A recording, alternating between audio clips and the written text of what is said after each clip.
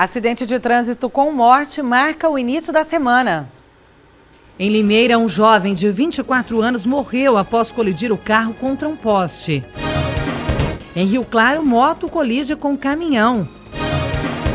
Bairro Santo Olímpia recebe nova etapa de projeto de arborização. Moinho de vento em Limeira é inaugurado.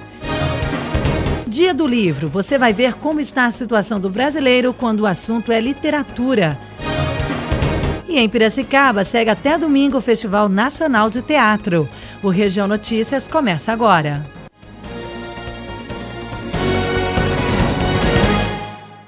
Boa noite. O fim de semana foi marcado por tragédia no trânsito. Em Limeira, um jovem de 24 anos morreu após colidir o carro contra um poste. O acidente aconteceu no bairro Jardim Planalto, na altura do anel viário próximo à Avenida Laranjeiras. O veículo trafegava na via sentido Limeirão, quando perdeu o controle, por um motivo ainda desconhecido, e acabou colidindo contra um poste. O veículo ficou completamente destruído. A hipótese de velocidade excessiva não foi descartada. O passageiro do carro, um rapaz de 25 anos, foi arremessado para fora do veículo e foi socorrido em estado grave para a Santa Casa da cidade. E a semana também começou com um acidente de trânsito em Rio Claro. Como você vê aí nas imagens, a colisão foi entre uma moto e um caminhão. Segundo informações da Polícia Militar, o motociclista teria ultrapassado o sinal de pare e acabou colidindo contra o caminhão que seguia na via. Após a batida, o caminhão acabou colidindo contra a lateral de uma residência e o motociclista foi parar embaixo do veículo. A vítima foi resgatada pelo Corpo de Bombeiros. E este acidente que você acabou de ver ocorreu no cruzamento da Avenida 11 com a Rua 12, no bairro Consolação, em Rio Claro. Um trecho de diversas reclamações. Valéria Spinelli.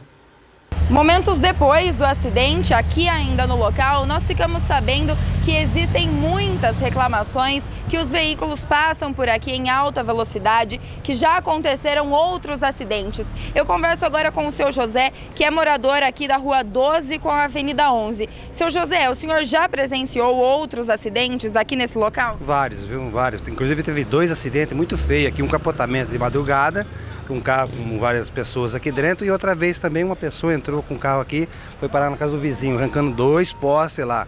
E a turma, quando sai da 14 com a 11 subindo, eles sobem em alta velocidade. O que tem, eles vão parar lá na 9. É um perigo se passar alguém, uma criança, uma pessoa de idade. Inclusive minha mãe, um pouco tempo atrás, foi atravessar aqui, não conseguia atravessar, quase um carro pega. Então a gente pede de novo que teve uma lombada e no fim retiraram essa lombada. E a gente pede de novo a lombada de novo aqui. Essa lombada foi já uma reivindicação aqui dos seus vizinhos, né, dos moradores aqui do local? Foi, não sei, foi colocado, depois de um tempo aqui, 8 meses ou 10 meses, pediram para arrancar, e veio os juízes, não sei se promotor, quem que veio aí, arrancaram a lombada e deixou a gente, sinalizaram, falaram que não tinha mais problema, mas está ocorrendo de novo todos esses problemas. Com a lombada, né, tinha um efeito, diminuiu a velocidade que os carros passavam por aqui? Tinha sim, tinha um pouco mais de respeito, dava-se para passar, fizeram até faixa de pedestre, mas depois arrancaram, virou isso de novo, esses novos acidentes que está tendo constantemente. Inclusive sábado passado teve um ali na esquina, próximo também, com um ônibus e uma caminhonete.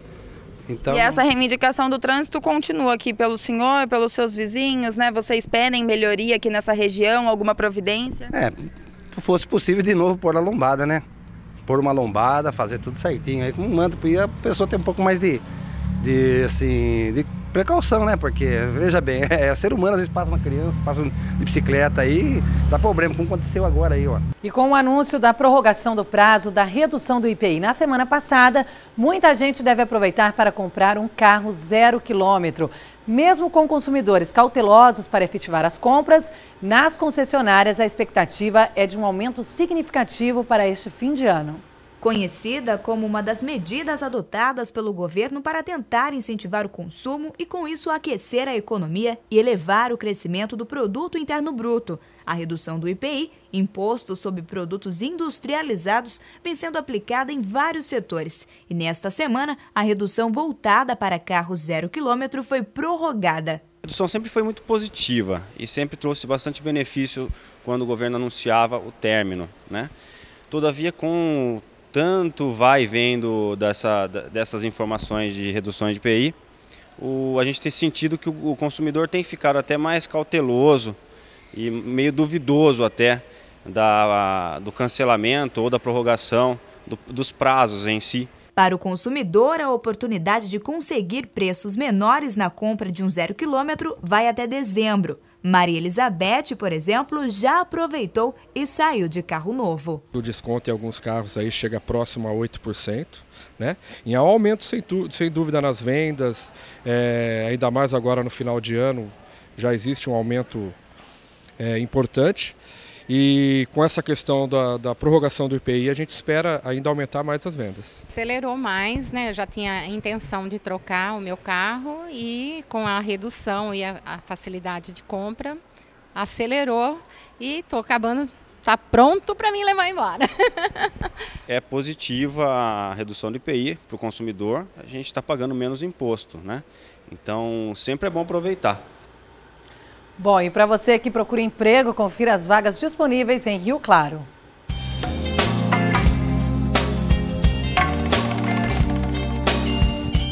Ajudante de carga e descarga, auxiliar de limpeza, assistente jurídico, balconista, confeiteira, contador, estagiário de engenharia, farmacêutico, mecânico de usinagem, médico, meio oficial de manutenção, montador de móveis, recepcionista, supervisor comercial e técnico de impressora.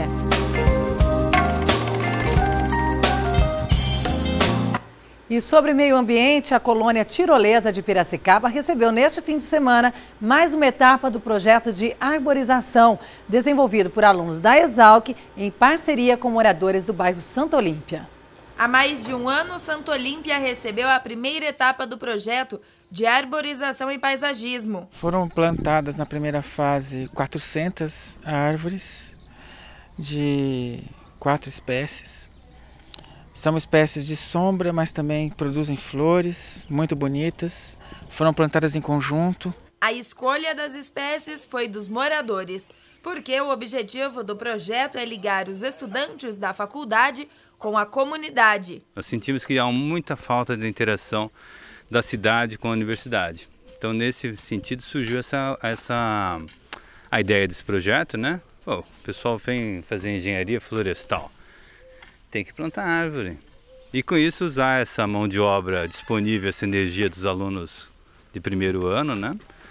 Executar plantios e com isso levar e difundir a ideia de arborização na cidade. Em relação à implantação na colônia tirolesa de Piracicaba, algumas particularidades, como o interesse na semelhança na região do Trentino, de onde os fundadores do bairro saíram. A gente mantém a nossa tradição através da culinária, com as festas, a gente trabalha com os corais, com os grupos de danças e agora nós estamos fazendo um trabalho também com essa parte do plantio de árvores, porque na nossa região, de onde que nossos velhos vieram, lá do Tirol, tem muito essa relação com o território. Eles deviam proteger esse território e os nossos velhos trouxeram isso com eles. E a gente consegue perceber isso nas casas dos mais idosos, sempre tem a sua árvore, sempre tem seu jardim bem cuidado. Então, com a parceria da Exalc, a gente está conseguindo resgatar essa parte para transformar e melhorar a nossa qualidade de vida. E agora começa a segunda etapa do projeto, com a plantação de mais de 400 mudas. A população do bairro já interagiu mais com as espécies que foram plantadas, escolheram algumas espécies, então hoje o bairro está adotando os IPs. Né, os IPs brancos, amarelos, os roxos, os rosas, então eles querem IPs. Então houve uma escolha da população do bairro e nós estamos entrando com os IPs, então junto com os alunos da engenharia florestal, plantando os IPs nas vias públicas. Com o projeto pela segunda vez no bairro, a participação dos moradores aumentou. É muito interessante do envolvimento dos moradores querendo as árvores que eles desejam. E aí a gente entra num consenso, porque vamos imaginar, uma rua com vários tipos de árvores, ela não fica homogênea como que seria na nossa região. Então, entra num acordo, por exemplo, a minha rua eu quero só IP amarelo. Todo mundo concorda e a gente começa a fazer, para criar cenários e deixar o nosso lugar cada vez mais bonito.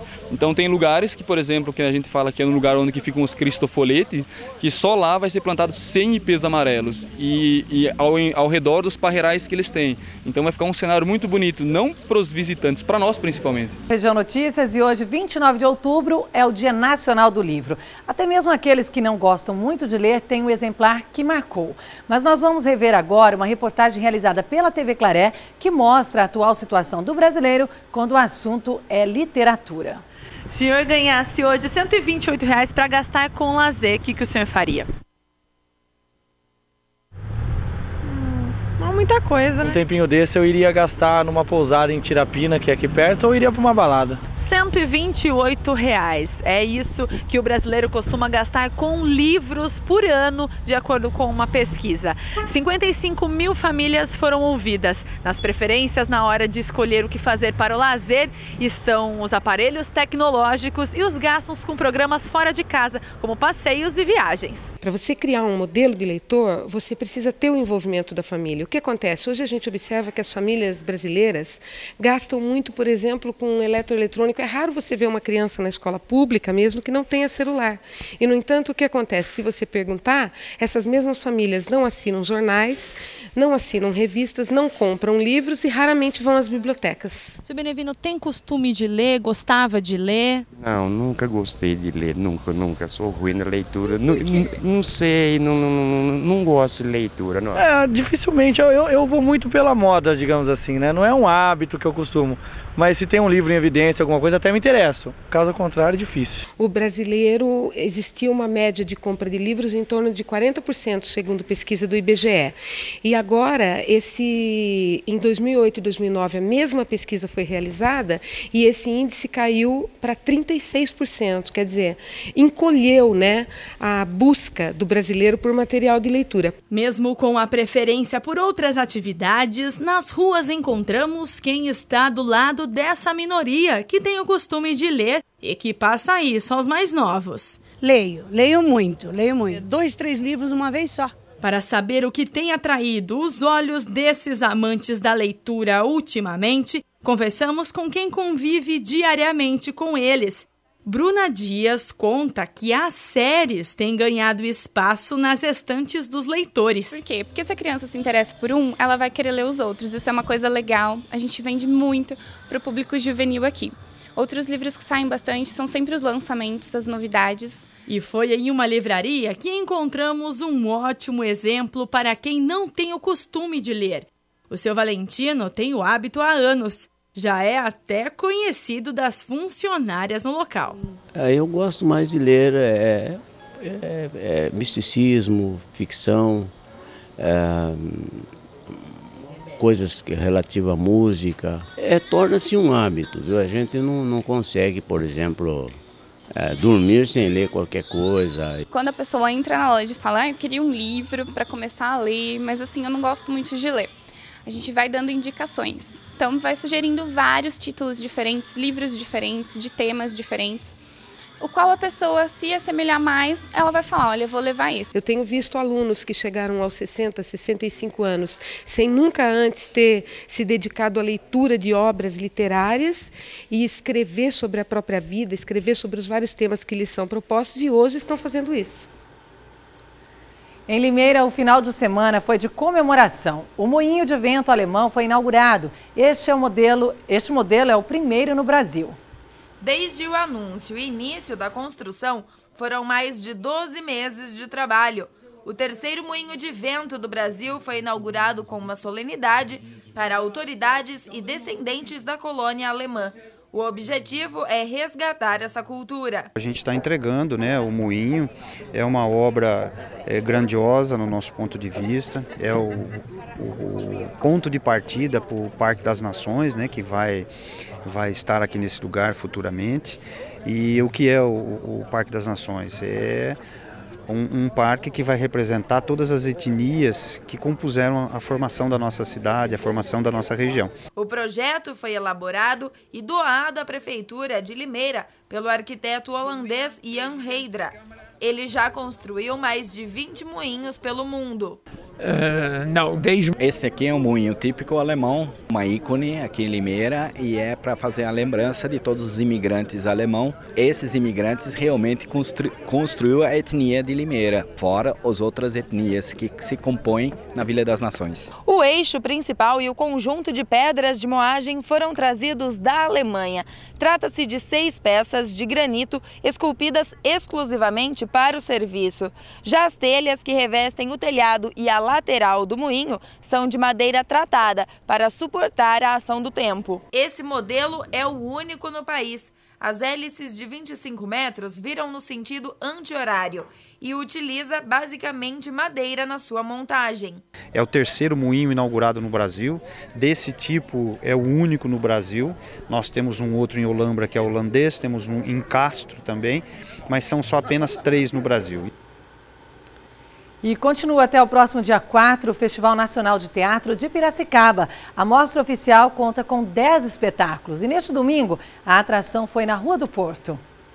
Um público de diversas idades. O evento convocou toda a família para um espetáculo de rua, ali mesmo, na Rua do Porto, referência do turismo na cidade. Bela, não?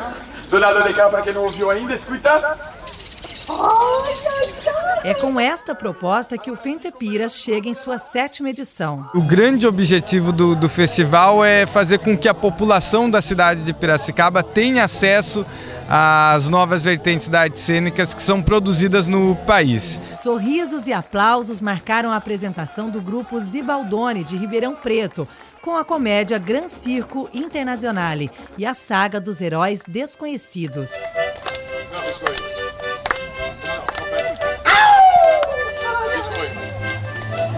A gente gosta de explorar a pobreza e a reconstrução, a ressignificação das coisas. Então a gente faz circo com objetos de rua, com facão de corta-cana, com latão de lixo. A gente não usa os elementos de circo para fazer circo. A gente retransforma como se nós fôssemos da rua.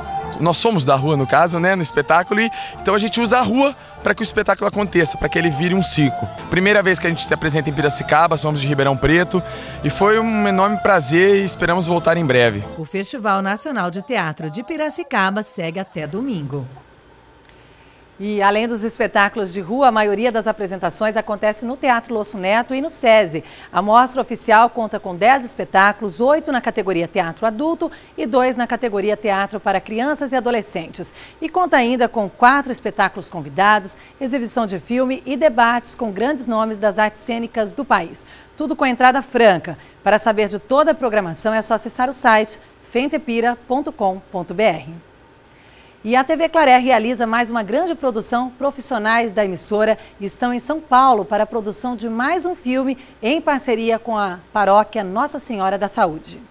Aproximadamente 200 profissionais e colaboradores, entre técnica, figurantes e direção, participam das filmagens. As gravações, que se iniciaram no último dia 24 de outubro, devem prosseguir até o dia 4 de novembro. A maioria das cenas estão sendo gravadas no bairro do Ipiranga, em São Paulo, onde fica a sede dos Oblatos. O filme, que tem como nome provisório Memórias do Coração, conta a história de Eugênio de Mazenot, um sacerdote que se tornou santo. Este é o 7º longa-metragem produzido e dirigido pelo padre Antônio Bogás, da paróquia Nossa Senhora da Saúde de Rio Claro. A data de lançamento está marcada para o dia 22 de junho de 2013. O Região Notícias fica por aqui. Não deixe de conferir outras informações em nosso portal na internet, tvclaré.com. Continue agora com os destaques do esporte com Ana Cecília Pereira. Boa noite para você e até amanhã.